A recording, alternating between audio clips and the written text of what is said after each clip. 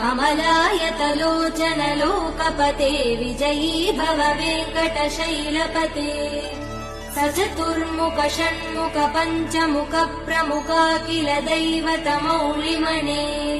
शरणागत वत्सल सारनिधे परिपालय मां वृषशैलपते